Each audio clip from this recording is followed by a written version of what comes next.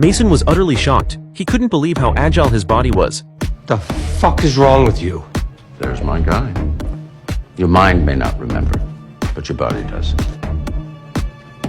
I mean, you were our top spy after all.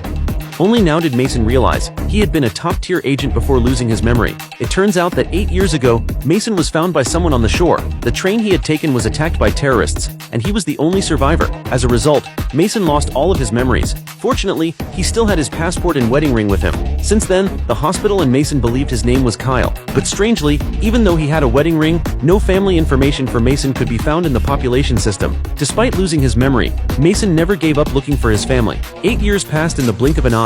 Although Mason regularly visited psychologists and all kinds of brain specialists, his memory never returned, so he decided to settle down in this place. But one day, the news suddenly reported a terrorist attack in a certain area. As he watched the explosion on TV, memory fragments suddenly flashed through Mason's mind. He hurried to consult his psychologist, but his memory loss had lasted 8 years, and even the top psychologist was helpless. Also, the police population system had no record of Mason's alias Kyle. However, the psychologist said the citizen system had improved in recent years and suggested Mason extract his DNA to check a higher-level database. At the same time, the spy organization Citadel, Mason belonged to it, had only one member left, his superior Bernard. Now Citadel had lost all its former power, so Bernard had to do everything by himself: intelligence gathering, infiltration, capture, and interrogation.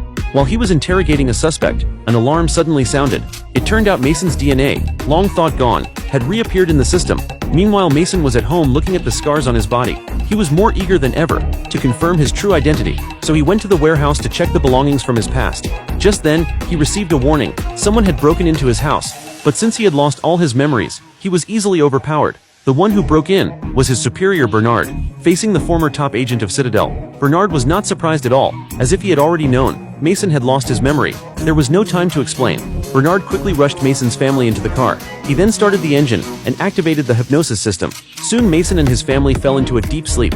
Not long after, they were brought to Citadel's headquarters. Mason's DNA had already been uploaded to the advanced database. If Bernard didn't get to them in time, Mason's family might have been killed by the terrorists. 8 years ago, the terrorist group had tried to control the world. They launched a coordinated strike on all Citadel agents at the same time. Besides Mason, who had survived, only Bonison, who was on a business trip, made it. After removing Citadel from their path, the terrorist group started controlling officials worldwide. Now they believed the time was right to steal nuclear weapon keys from Citadel's secret base. Their top priority now was to stop them from getting those keys.